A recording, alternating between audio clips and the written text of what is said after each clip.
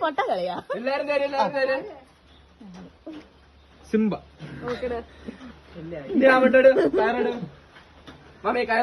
മുട്ട മുട്ട കാര്യാടി എന്തിനാ കുളിക്കൂല ഇന്ന് കുളിക്കട്ടെ